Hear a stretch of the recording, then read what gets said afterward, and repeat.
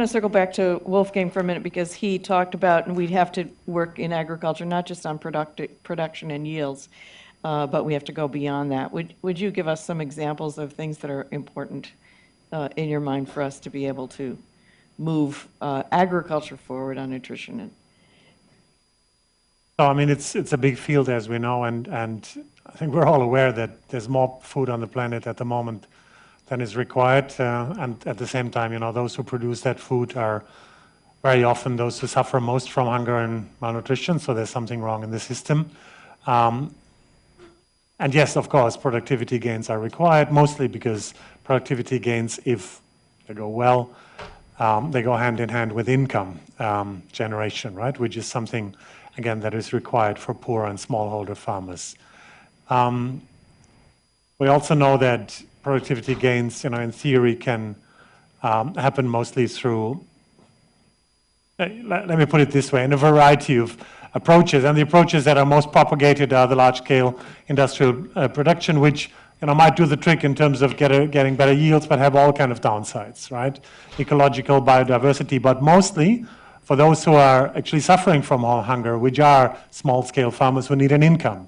And you don't get that. I was traveling Abidjan just a couple of weeks ago, and we were passing through large plantations full of palm oil, Beautiful look, but of course we know what that means economically, because there were literally no people there anymore. And those people who have been owning those lands, they've either been migrated, probably, or have migrated to cities, or have been disowned or whatever. I mean, so the things that are going wrong here. So what we're basically asking for is agricultural politics that have the benefits of the farmers in mind. And it doesn't have to be a subsistent farmer. We're propagating farmers to become part of the value chain, to generate income, generate surplus, and become an active player in the markets. That's what matters. That's what probably matters more than getting the yields higher. If I could add a point to that, because you talk about the need for policies, but there's also that gap between policies and when they're enforced. So if I look at some of our partnerships with the private sector where it's mandatory to fortify cooking oil with vitamin A in West Africa, well, it may be mandatory on the books, but it ain't happening on the ground on a consistent basis. And that's an even bigger hurdle. Once you get the good policies, how do you work with governments to get them to ensure those policies are enforced? Well, and in fact, you talked about the governments and how they needed to put more investment into this work. How do we do that? I mean, how do we convince governments, and who should be convincing the governments? As many of us as can be convincing the governments, and I think it's great that Compact 2025 has such a strong partnership with the Sun movement, and that Sun has entered into its second phase and its second leadership generation. I think it's the evidence base. It is those facts about what investing in nutrition does for the good of a country, so that it is self-interest that then determines how the government allocates those dollars. And when we talk about holding people accountable, holding ourselves accountable, Sir Fosley, can we look at the monitoring and evaluation that that these international entities did for your projects as models of monitoring and evaluation? Right. Well, they basically were hired by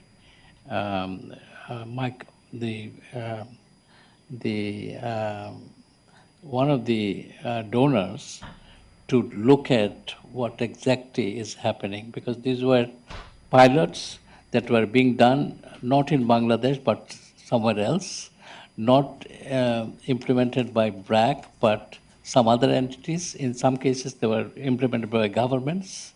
In Ethiopia it was implemented by governments, some other entities. It was, in other countries it was implemented by NGOs and so on. So number of different actors, number of different contexts in different countries, the same type of program was implemented and found to have been quite efficacious in terms of getting people out of extreme poverty. But then this is what we call it graduation program. You graduate out of extreme poverty, but then you still need support, market-based support, like microfinance. So if the microfinance is not available, then of course you are not being able to come further out into the out of poverty altogether. So there are other supports are also needed at the same time. So once you graduate out of extreme poverty, you need market-based support. But I'm guessing that those documents that review the successes Right. of those projects They're could all- be really model documents for what works. No, and doesn't. absolutely. They were published in the Science magazine Science last magazine. year. Okay, And thank they're you. available. And I think Nicholas Kristof wrote an article in New York Times on this also. Okay, good. Two good sources to find, Science Magazine and Nicholas Kristof, the New York Times. Thank you. We want to open the floor for comments and questions. And I think there are microphones that will be distributed by some of our IFPRI colleagues. Yes, I would ask people to make their comment or question. We're going to take several at a time, but make your comment or question as brief as you can, and we'll ask the panel also to be brief in there. So let's start with John here. Thank you. Great, thank you. John Coonrod with the Hunger Project. And my question has to do with, we've been very pleased to work in partnership with BRAC in Bangladesh to strengthen community-level governance. And most of the countries where hunger and poverty persists, almost no public resources reach the community level.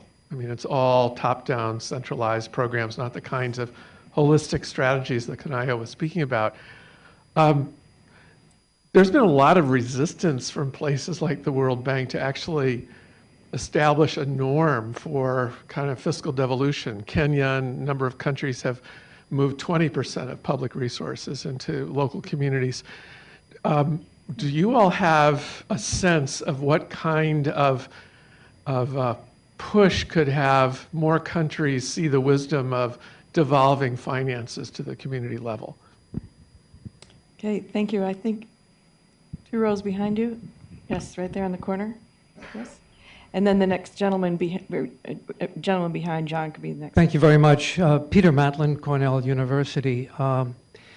In Kanayo's opening comments, he made mention several times the important role of the private sector as a central actor in achieving the agenda that he laid out. In the panel discussion, possibly because of the composition of the panel, we had absolutely no mention of the role of the private sector. My hypothesis is that to be truly scalable and sustainable not only environmentally and socially, but also financially, the private sector has to play a central role. It cannot be a marginal partner. It has to move to center stage. And when you look at the countries that have been successful in reducing poverty and improving many of the hunger and malnutrition indicators, it's because the capital, the innovation, the energy of the private sector has been unleashed and mobilized. So I'd like some comment from the panel. What kind of policies, what kind of regulatory changes, what kind of partnerships and roles do you visualize the private sector playing under Compact 2025? Thank you very much. Thank you. The gentleman here on the, yes, please. And then we'll answer those questions, and then we'll go over to the other side of the room, see if there are other questions, comments. Thank you. I am Dr. Belham O Rajagopal, President of the Society for Hunger Elimination, SHE, and I was the Director of National Institute, Indian Council of Agricultural Research in India. And we have started the Society for Hunger Elimination about 10 years back, inspired by Dr. M.S. Swaminathan, who is the distinguished patron for that.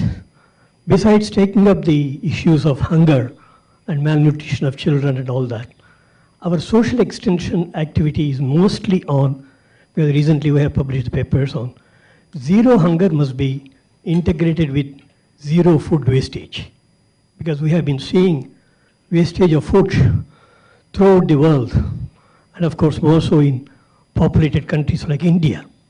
So what we have been doing is, very briefly, we are educating the public, we are educating the children, and particularly the wastage being in the social sectors in the wedding parties and other things. We have come out with the posters to educate the public with very simple message like this, and we have been distributing this in the wedding halls, in the schools, in the colleges, in the hotels, to educate the public to see that food is not wasted. Here, as madam, if you can see this one, do not waste food, save food to feed the hungriest. 35 crore Indians are going without food, make India free from hunger. So this type of message, we found that it is catching up very much in our country, because we are now going ahead with this. And I feel very strongly, because having published a lot of papers on this, zero hunger must be integrated with zero food wastage. Thank you very much. Thank you very much. I want to ask the technical folks if people watching this online can see that poster. Is it looking also at the, you can Put see it it? on the screen, Okay, yeah. thank you very much. Thank you. Okay, I don't know who would like to start, but Kathy, I think, did mention the private sector briefly at least, so I think I'm going to start with Kathy, but answer any questions you'd like. Yeah, I would tackle two of the questions. In terms of the private sector, I think you're right, the composition of the panel was an NGO panel. This morning there was a lot of talk about the need to partner with the private sector, that we can't solve these problems without them, and that we need to look to them not only for the product-specific skills, whether they're fertilizer companies, food companies that make markets for smallholder farmers, but also their skills in general in demand generation and logistics and so on. But I think we talked about inclusive partnerships, and it has to have the private sector in there, otherwise we won't get to where we need to go. But I also wanted to come back to John's question, and it's not a cure-all answer, but in terms of devolving finances to the community level, there's nothing like some great success deep down at the community level, a thriving cassava farm or a prosperous coffee farm or cocoa farm that starts attracting new markets for the country to make the government want to say, hey, what's going on down there, and maybe we should invest. So that may be a bit of a Pollyanna-esque answer, but I have seen it work. And then I think it's advocacy. It's what is the evidence base that shows that investing in the poorest, investing in the rural, investing that bottom 10% really will help a country lift itself up and emerge. Yes, please. I think that the development of any country depends on the roles of private sector, government, and social sector. In other words, civil society. So all three in combination acts. If they act properly, the development can be hastened and can happen much faster. I think many of you are probably wearing shirts made in Bangladesh. Why Bangladesh and not India and not Pakistan is the second largest garment producer in the world. So you would say that all right, the Bangladesh's garment manufacturers were the most, most entrepreneurial. But then I look at the history of Bangladesh's development over the last 45 years. We have been, in the 70s, we were trying to get women mobilized to receive financial services, microfinance, savings, credit, and so on. So these women, and we focused our attention on women. And these women became entrepreneurial, started earning money, sending their children to school. So as a result, in the 80s and 90s, we set up lots of schools for girls. And there are now more girls in school in Bangladesh than boys. So that happened over a period of 20 years. And then when garment industries started growing in towns, the village girls started flocking into towns to take these jobs. So I think that we have contributed, the civil society, the microfinance program, the empowerment of women, sending girls to school, these are all contributed, have all contributed to the burgeoning garment industry in Bangladesh. So in a way, we have all worked, worked with each other, helped each other in our own, programmatic development. The government provided space for NGOs to operate, because there are many countries where governments are very reluctant to provide space for NGOs, for civil society to act properly, and they would like to do it themselves. So in Bangladesh, that happened. So the government was benign, even if not helpful, but they provided space. Donors were very keen to provide service support to non-governmental organizations, and we attracted a lot of resources.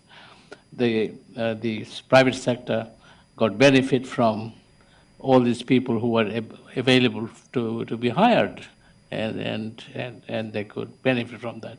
So in a way, I think all three sectors work together to help promote development of a country.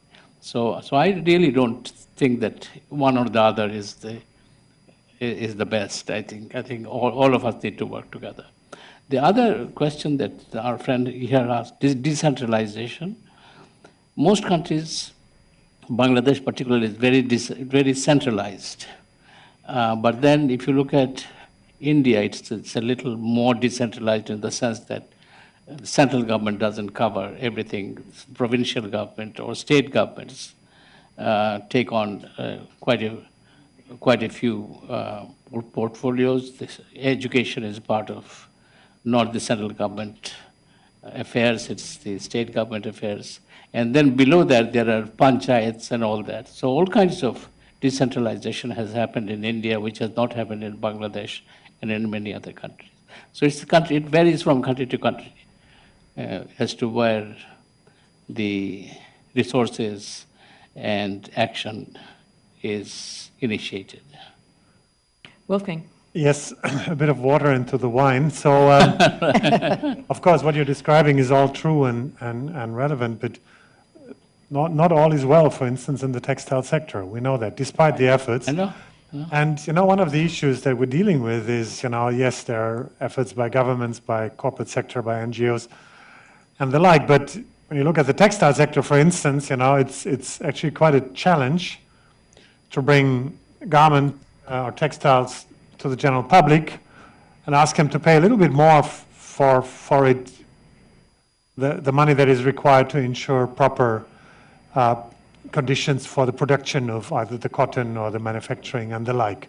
And the general public basically determines what the corporate is able or willing to invest in. And we're struggling big time in that sector. And that means that all the goodwill that is happening through some of those corporations will have to be enforced by additional measures. And I'm very grateful to the gentleman who put up his poster on food wastage, is not just because it is a highly relevant issue, but it's also an example of something that resonates incredibly well with the public. And actually we have seen campaigns, global campaigns against food wastage really taking off and kind of resonating with young people and saying, no, this is not just a moral scandal, it's something that is a no-brainer. Right. Obviously, if food rots and food goes to waste, someone is obviously not having to eat enough, So, investing in both the corporations that you're talking about and investing in getting an understanding of the general public, the customers, whoever has the bargaining power at the end of the day is required from our side as well. Right. I want to make one comment too, but I also want to offer, I don't know if there's anybody here from the World Bank who would want to push back and or agree at the comment about the World Bank resistance that was made earlier. So if there is, I'll call on them as soon as I say that I love this acronym SHE for Society for Hunger Elimination, and I'd love to know more about it, and I bet a lot of people would as well. But on the point that you make about post-harvest losses in particular, this is one area where it's my understanding that we don't do anywhere near enough research. We put so much research money, both in developing and developed countries, into actually production agriculture that we forget about the other part. So I think that's an issue that needs further attention, not only how we help to educate people about how to manage their own fields, but far beyond that as well in terms of how the system works on it. So I would say to people from universities who do research, that might be an area to work on. Is there anybody from the World Bank that would like to comment? World Bank. Whoa, World Bank, huh? Okay, then we'll go over this way. Kathy, Gus Schumacher. I worked at the World Bank in agriculture for 27 years, and I'm retired from the World Bank, but not retired from working with Kathy on these issues on nutrition. Last week, we had Ambassador Andrew Young to lunch at the World Bank, who, of course, was at the UN, and he was talking about these nutrition issues. I was very surprised, Kathy, to hear the leadership in agriculture at the World Bank doing programs that I never thought would happen. They basically said, and it was in a executive dining room, that no agricultural project now can get passed through the system unless it has a nutrition component. There's some 2 papers out that we can send to you people. So they specifically said, the senior agricultural leader at the World Bank, that any agricultural project that comes by through the board has to have some kind of a nutrition component. So one of the things I missed in this panel was that there's a lot of talk about the green revolution and calories from per hectare. I didn't hear anybody talking about nutrition per hectare. I mean, maybe the panel can talk about that.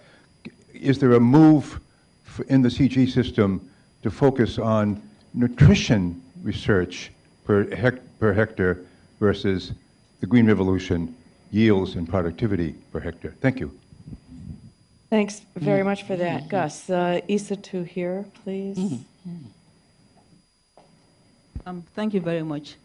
I just wanted to find out whether we are going to be paying any attention to indigenous grains, fruits, and vegetables. If you want to, indigenous crops, yeah. Yeah. Indigenous crops. They call them traditional crops. They call them orphan crops. I don't like the terminology. I don't like to refer to them as orphan crops. Because if you want to end hunger and reduce malnutrition, we have to pay attention to that, because we are spending a lot in the African region in importing food crops. And we know that the rural population during the hungry season, they depend on these indigenous crops. Now, is Compact 2025 going to generate more knowledge and advocate for more investments in indigenous crops? And then if I can make one more point, there was a question raised, who is convincing governments? Now, NEPAD has just entered a partnership with the IDS with regards to the Hunger and Nutrition Commitment Index. And there's a special one now for Africa. And we're going to be using that to advocate for and hold governments accountable. And we are doing it because in the Malabo Declaration, there's a commitment on mutual accountability. And also, the IFPRI generated Global Nutrition Report, NEPAD teamed up with the team, and we have a special African nutrition scorecard derived from this Global Nutrition Report. So that, together with the HANSI, will be used to advocate for and hold governments, at least African governments, accountable. Thank you. Excellent.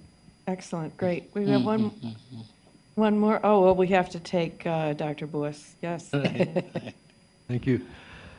I was doing a training in India for government agricultural policymakers, and I started out by saying, what's more important to you, your health or your income? And of course, everybody in the room raised their hand, health is more important to me than my income. And then we went through how agricultural policy affected food prices and diets.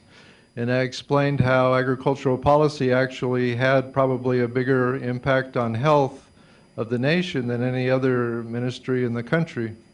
So I said at the end, I said, okay, now when you take your decision as agricultural policy makers, what do you put first? The productivity, income, reducing poverty, or do you put the nutrition effects of your policies? And of course, everybody rose their hand and said income. So that's my question. How do we get the agricultural policymakers to give a higher priority to the effect on nutrition? Thank you. Thanks very much. I saw one more hand, and maybe we should take them before two more hands, and then we'll finish. Yes, the gentleman there, and then, thank you. Well, thank you. You've really put me on the spot. I can't sit down when I work for the World Bank. Oh, okay. I currently work for the World Bank, thanks to my colleague who's retired from the World Bank. I can't speak to the actual point that was made where you were talking about how to get those flows down to local level, those funding flows down to local level. That's completely outside my sphere of influence, and I've only really worked for the World Bank for the last week. I worked for the CGIR for a long time, hosted by the World Bank, and now I actually work for the World Bank itself. But so if I reflect a bit about the World Bank and very briefly on the CGIR, I noticed that there was something out from the World Bank a few weeks ago or recently about its proposal for investment in nutrition. You will have seen that, a framework for investment in nutrition. And they're talking about what's needed is $70 billion over the next 5 years to do this. The bank listens when it's got evidence to listen to. We would probably think in this room, and Howdy would be the first to agree with me, that there is evidence there for the increased nutritional value of crops, biofortification, which needs to be upscaled, etc. But you look at that framework for investment, it leaves agriculture very much on the margin of the nutrition discussion. Surprising to me. There's not, in my view, there's a lack of linking up across the different departments of the World Bank. And so there is a need for greater evidence, more evidence than advocacy, I would say, on so what would the impact of scaling up these areas of nutritional biofortification? Because the bank knows that fortification works, and it knows that other things work. But that's that belies the problems of actually getting food to people in the right form. So I think evidence is needed, more research is needed, and the Harvest Plus group is doing that. It's been a long time coming, of course. You know, these things started a couple of decades ago with foresight at people. On the other, so let me just briefly on the CGIR. The CGIR also is a monstrous organization that doesn't change very quickly, at least in the thinking of the people who make it up. The new programs that are coming online, and there is a big program that's been going for the last 5 years, run by IFPRI on agriculture, nutrition and health, which is having great success and needs to have more success in the future. But many of the programs that are coming online now are taking areas of nutrition and other qualities of crops into account, not just yield and higher productivity in terms of volumes.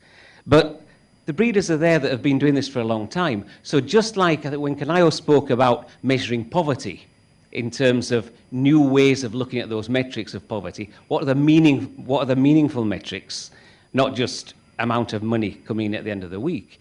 Breeders, agronomists, agricultural systems people also need to change with the times and look at different metrics of how do you qualify and how do you say that this is going to be a better variety than the ones that came before. And until that mindset starts to change, we'll be stuck where we are. But it is changing.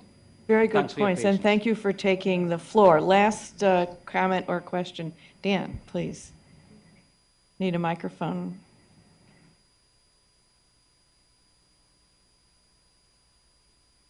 My name is Dan Silverstein. I'm a private sector and capital markets advisor, and I was really not going to say anything until after I'd heard all these other comments, particularly what Howdy said a minute ago.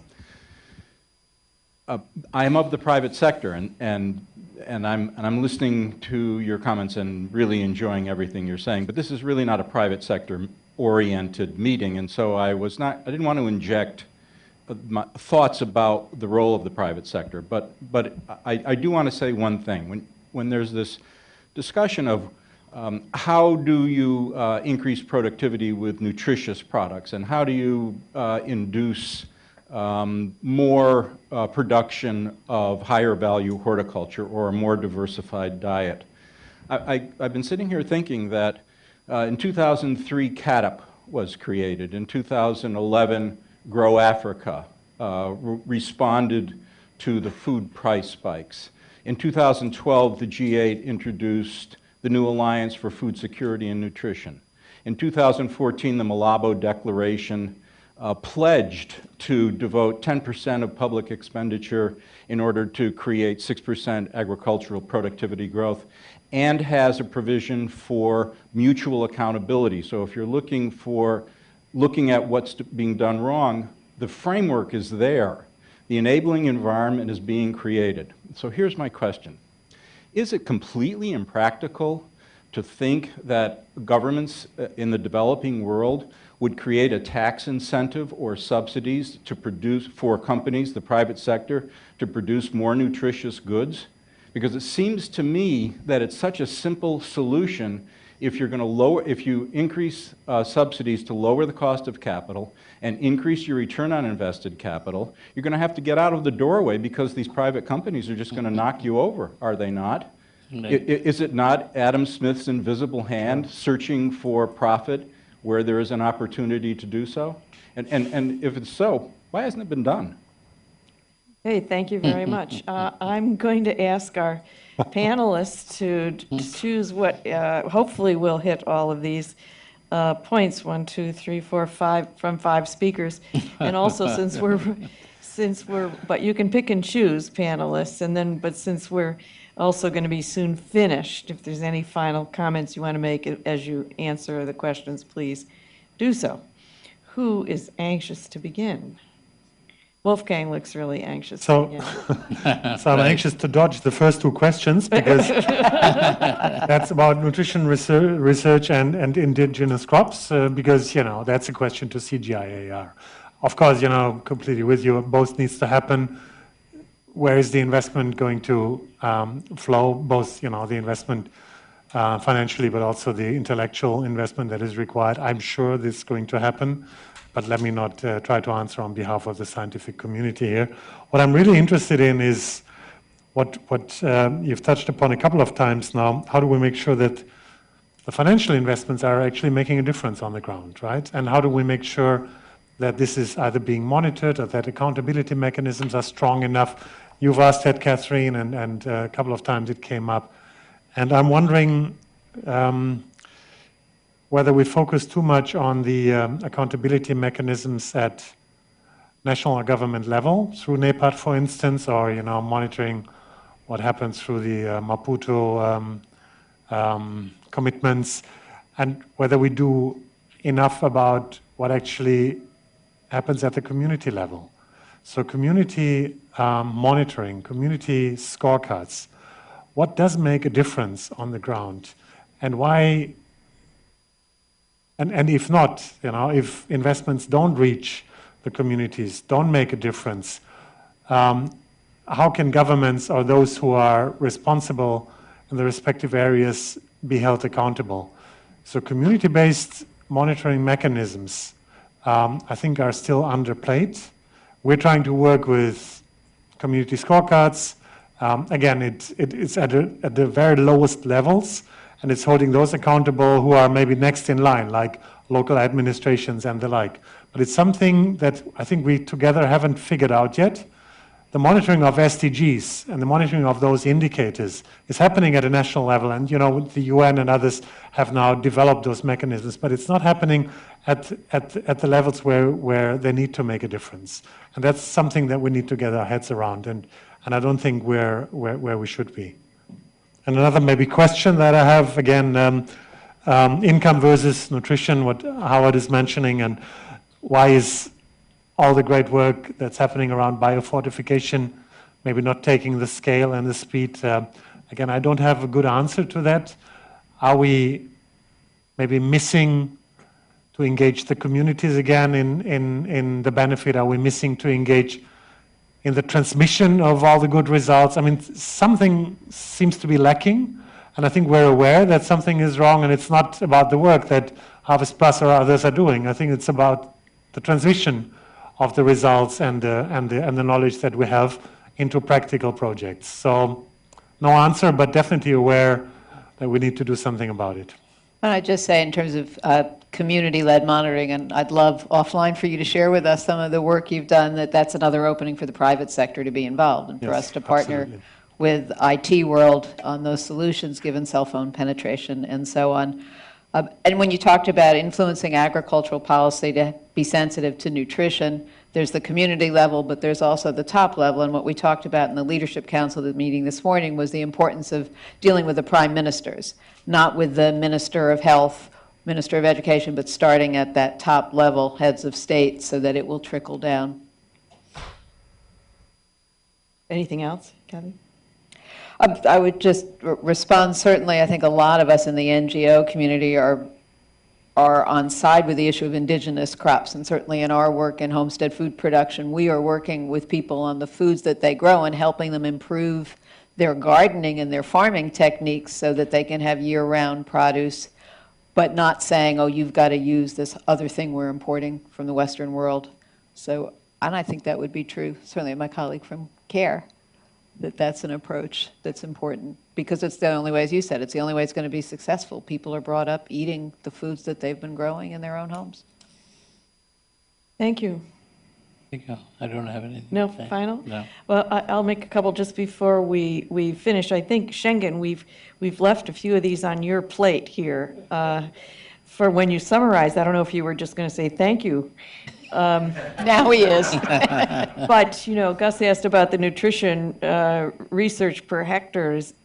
I don't know if there's something you might want to deal with, as well as the Compact 2025 as relates to indigenous crops. I would turn back to Dr.